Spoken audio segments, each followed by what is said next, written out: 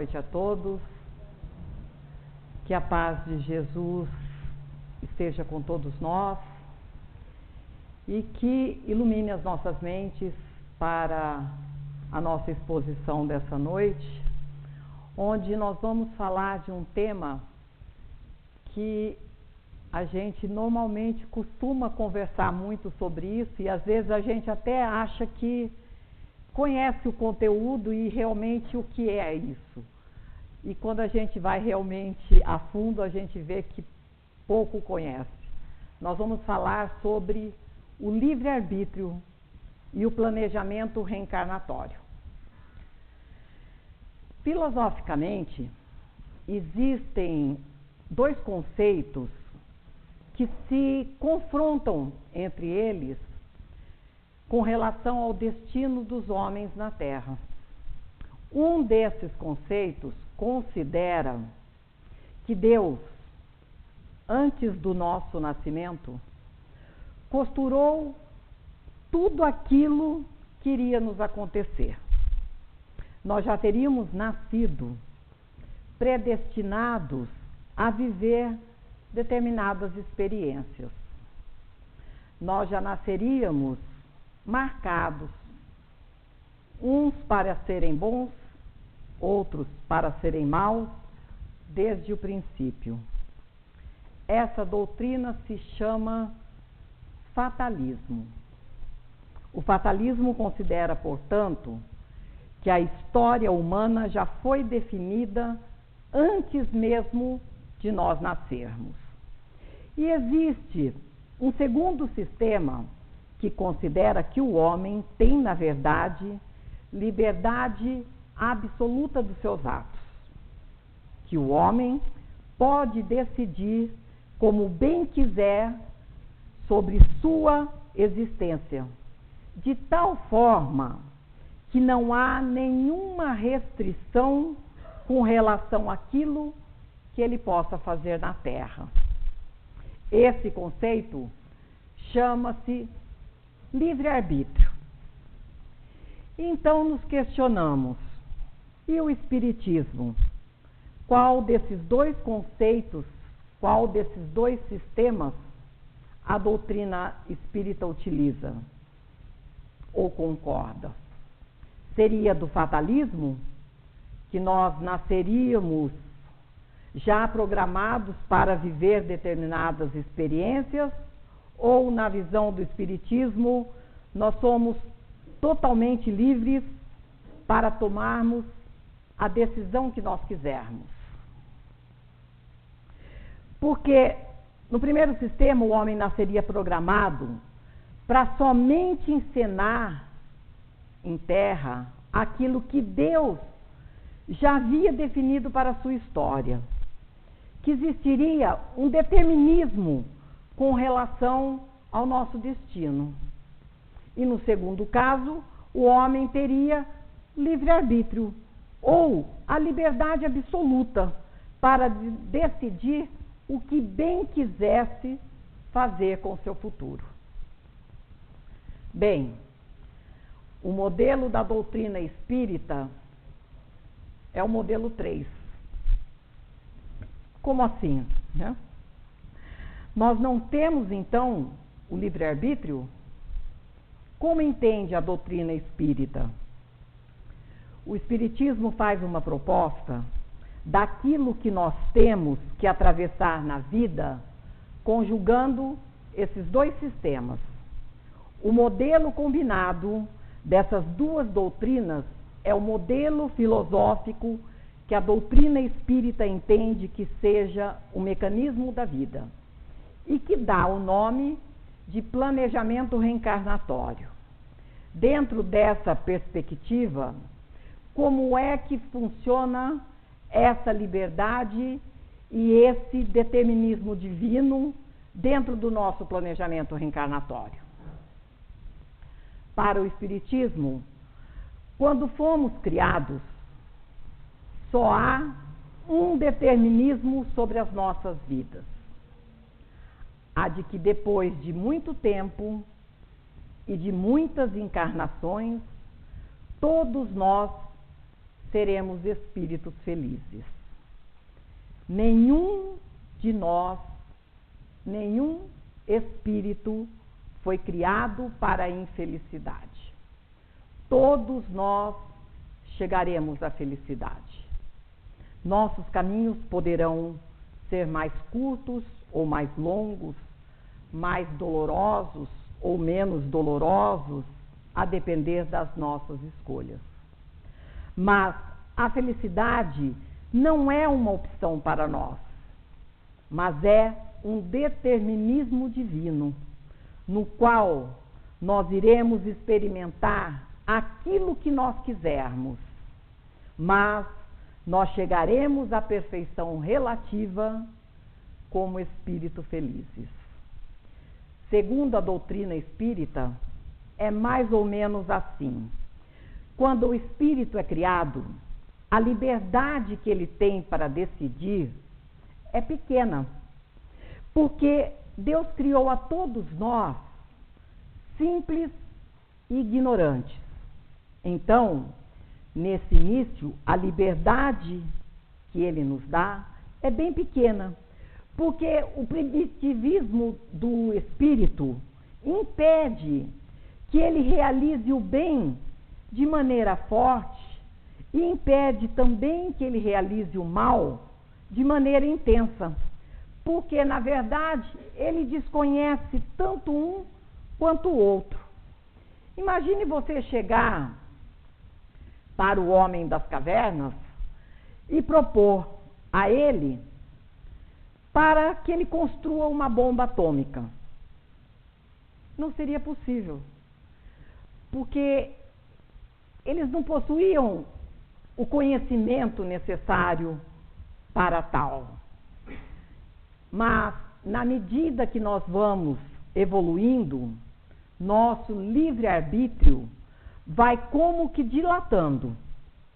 Nós vamos distendendo o nosso livre-arbítrio e passamos a ter, no curso dos séculos e dos milênios, através de inúmeras reencarnações, uma capacidade maior de fazer tanto o bem quanto o mal. Por exemplo, quando somos crianças, não somos capazes de fazer maldades profundas e nem bondades intensas, porque ainda somos ingênuos. Assim ocorre com o espírito. No princípio não sabe, não conhece, mas no decorrer das reencarnações vamos aprendendo e ficamos capazes de fazer mais o bem ou mais o mal, a depender da maneira que a gente queira utilizar nosso conhecimento. Qualquer um de nós, quando se apropria de um conhecimento, esse conhecimento em nossas mãos pode ser usado de maneira negativa ou de maneira positiva. Por exemplo, quando Nobel criou a dinamite, era para destruir as montanhas para a construção das ferrovias americanas. Então eles estavam construindo as estradas de ferro e chegava na montanha e não tinha como continuar a construção daquela obra. Então, Nobel descobriu a dinamite, que colocando a dinamite explodia a montanha e daí dava então para construir as estradas, ferrovias, levando assim o progresso para todos os Estados Unidos. No Brasil, em posse desse conhecimento, passaram a fazer saques, né, nos caixas eletrônicos, explodindo os caixas eletrônicos com a mesma dinamite. Então, no atual grau de evolução da Terra, nós já somos capazes de fazer muita maldade, mas podemos também fazer muita bondade com o conhecimento que a gente já possui. A gente considera que nós temos livre-arbítrio, sim, e que temos poder de decidir sobre as nossas próprias vidas. Que em nós existe o poder de vontade, que faz com que, na verdade, eu possa imprimir à minha existência o destino que eu quiser. O único senão é que o mesmo Espiritismo que nos fala que somos livres, também diz que essa liberdade, que esse livre-arbítrio é relativo. Nós não temos um livre-arbítrio absoluto para que eu faça da minha existência aquilo que eu bem quiser. É como se fosse mais ou menos assim. Nós temos o poder de decidir dentro de uma faixa de decisão. Nós temos um elenco de possibilidades e dentro desse elenco, meu livre-arbítrio age fazendo opções melhores ou opções piores, mas eu estou, de certa forma, limitado. Quanto mais eu acerto, mais o meu livre-arbítrio se abre. E quanto mais erramos, mais nosso livre-arbítrio aperta, se fecha. As nossas opções vão ficando cada vez mais pequenininhas, menores. Então, em função da minha história de vida e aquilo que eu tenho como previsão para a realização entre os homens, eu trago uma programação pré-definida. Nós nascemos com uma programação daquilo que nos seja o melhor para realizarmos durante a vida. Nós nascemos com um plano de trabalho, só que essa programação não é o meu destino. Não está escrito na palma da minha mão, de forma que eu não possa mexer e que fatalmente aquilo irá me acontecer. Trazemos uma proposta daquilo que será o melhor para realizarmos. Mas dentro dessa proposta, nós vamos usar o livre-arbítrio e diante dela colocar as cores que acharmos mais convenientes nesse painel de vida que vamos ter para desenvolver durante a nossa existência. Por esse motivo, então, o Espiritismo, vindo em nosso socorro, nos fala que, na verdade, nós não podemos atribuir à nossa vida a nossa má sorte, a minha má estrela. Porque eu nasci no signo de Sagitário, com um ascendente em Câncer, na terceira casa de Saturno, e por isso que eu não tenho sorte no amor. Se eu tivesse nascido no signo de Aquário e com ascendente em Gêmeos, eu seria a pessoa mais feliz desse mundo. O meu problema são os astros. Os astros não colaboraram comigo. Não. A doutrina espírita não pensa assim. A doutrina espírita acredita que, ao contrário disso, nós é que somos os artífices da nossa própria vida. Que nós somos os autores da nossa própria história. E aí parece haver uma certa contradição. Porque se somos os autores da nossa própria história, por que não somos completamente livres? Por que eu não tenho a possibilidade de escolher com mais facilidade? Por que estou limitado a um conjunto de opções?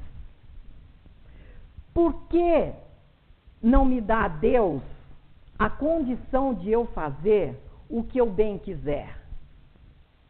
Por que tem certas coisas que, quando eu quero sair delas, eu não consigo? Tem um pessoal aí que é louco para deixar de ser professor. Então faz concurso para qualquer coisa em qualquer lugar do país. Mas não consegue. Não consegue passar. E parece que existe alguma coisa que nos permite andar, mas nesse aspecto não. Tem gente que é em outro aspecto da vida, né? O sonho é arrumar um companheiro. Então, sai na noite, vai para as baladas, vai para os bar, mas ninguém se encanta por ela. Aí ela vai, põe o nome na internet, usa até foto de uma amiga bonita, né, para ver se chama atenção, mas nem assim ninguém procura. Parece uma coisa, né? Existe outras pessoas que o sonho é fazer uma plástica. Ah, eu quero conseguir arrumar esse nariz de bruxa que eu nasci, né? Aí faz a plástica e acaba ficando com o nariz igual do nosso amigo Michael Jackson, né? Ou seja, a pessoa tenta corrigir o problema, tomar um outro rumo, mas não consegue. Olha que a pessoa tenta, mas parece que ela está sempre em volta com a mesma coisa. Corre, e parece que não sai do lugar. Ela está sempre, parece que vivendo uma situação semelhante. Então, segundo a doutrina espírita, isso nos acontece porque nós não temos só essa vida, e esse nosso histórico de vidas justifica as nossas opções cortadas, limitadas nessa atual existência. Aquilo que eu fiz no ontem é que produz o processo de constrangimento da minha vontade, de tal maneira que eu não sou tão livre como eu gostaria de ser. Porque alguma coisa do meu passado está no meu presente, impedindo que eu seja diferente daquilo que eu sou.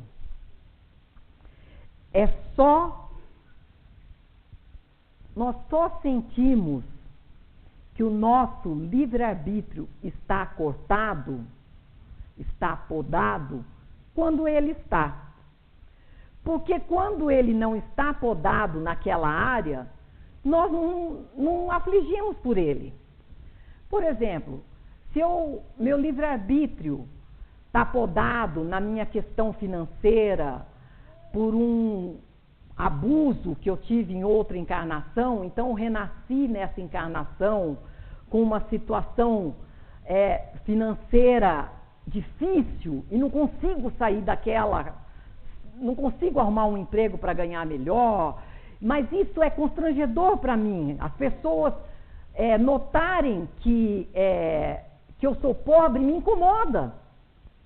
Me incomoda justamente porque o meu ponto fraco, a minha delicadeza está ali naquele setor.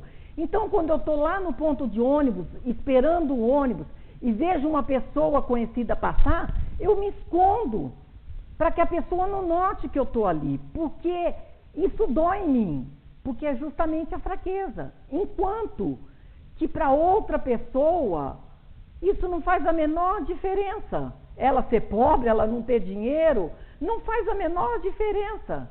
E ela fica lá tranquilamente no ponto de ônibus, sem nenhum constrangimento de ser vista. Ao contrário, né? Fica até bem na frente, que é para se alguém passar, dar uma carona, né? Então, a gente só sente que aquele aspecto da nossa vida está pegando justamente naquilo que nosso livre-arbítrio está podado. Aquilo que estamos vivendo hoje foi aquilo que escrevemos no passado.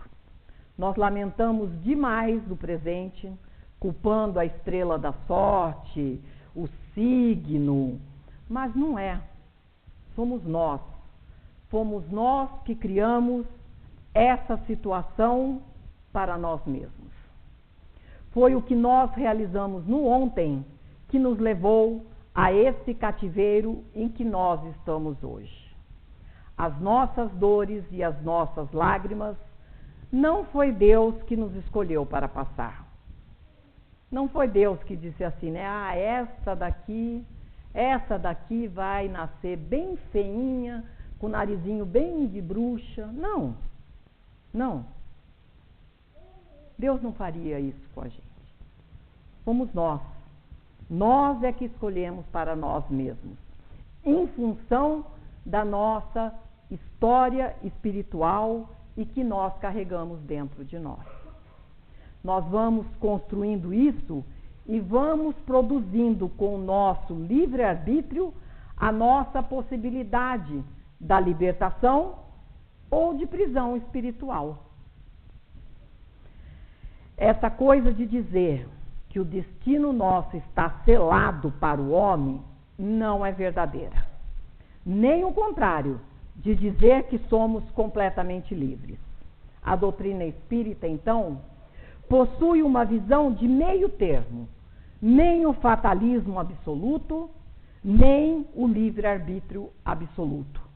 Nós estamos ali, numa condição mediana entre as duas coisas. Na verdade, nós é que desenhamos a nossa história e ficamos achando que é o outro. Ah, eu sou infeliz por causa do outro. Né? Tem gente que diz assim: eu queria tanto evoluir, mas o meu marido não deixa. Como se alguém tivesse o poder de impedir o outro de evoluir. Mas a gente está sempre procurando transferir o problema que é nosso para o outro, porque é muito conveniente para a gente. Olha, deve ser maravilhoso e as atitudes tão diferentes um do outro. Então, é muito fácil atribuir a culpa ao outro. Eu sou infeliz por causa do outro. Eu não consigo caminhar por causa do outro. Ah, porque Deus selou o meu destino. Não. Não foi Deus, fui eu. Eu sou o autor da minha própria história. Eu não posso passar a ninguém uma responsabilidade que é minha. Sou eu que escrevi o que eu sou. Fui eu que criei a história que eu possuo. Enquanto nós estivermos atribuindo aos outros a responsabilidade por aquilo que nós somos, nós não seremos felizes. Nós só conseguiremos dar um passo para resolver de verdade os nossos problemas quando pararmos de culpar o outro pela minha dor e começar a perceber que, na verdade, a razão pela qual estou na situação que estou, sou eu. Eu que permito que os outros façam o que querem comigo. Sou eu que permito que as pessoas me explorem. Ou sou eu que não permito que as pessoas me toquem. Por isso eu agrido. Se eu conseguir perceber que sou eu o elemento que mais contribui para a minha infelicidade, vai ficar mais fácil para nós. E mais, com a chave da reencarnação, eu consigo compreender que essa história pode ter vindo do ontem. E vou entender que quando eu mobilizar todos os recursos que eu tenho, e mesmo mobilizando todo o amor, toda a minha capacidade de perdoar, de entender, e ainda assim, se eu não consigo atender o outro naquilo que o outro quer, é porque eu tenho na minha história algo que justifica isso, que não é do agora, é do ontem. E a minha tarefa não é a de ser amado. Porque a proposta que Jesus nos trouxe não foi uma proposta dizendo: então eu vos mando para que vocês façam e sejam muito amados pelos outros. Não existe isso em nenhum dos evangelhos. Jesus nos propôs que nós seríamos amados. ele só propunha o contrário: vá e ame. Ele não disse que tinha uma contrapartida. Vá amar, porque se você amar, você será amado. Não. A relação era do homem com Deus. Então, se você perdoar, Deus perdoa. Se você amar, Deus te ama. Então, eu não posso barganhar com o outro para que o outro faça a mim. Eu vou amar para que eu seja amado. A proposta é que eu vá e faça.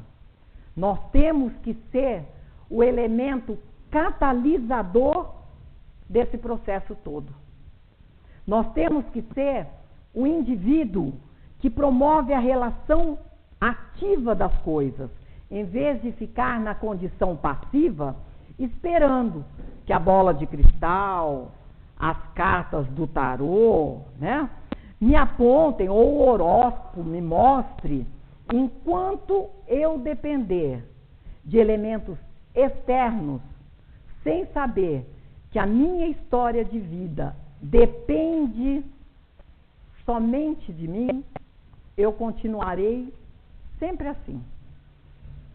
Dependente, fragilizado, carente, esperando uma solução milagrosa daquilo que Deus espera que eu faça por mim mesmo.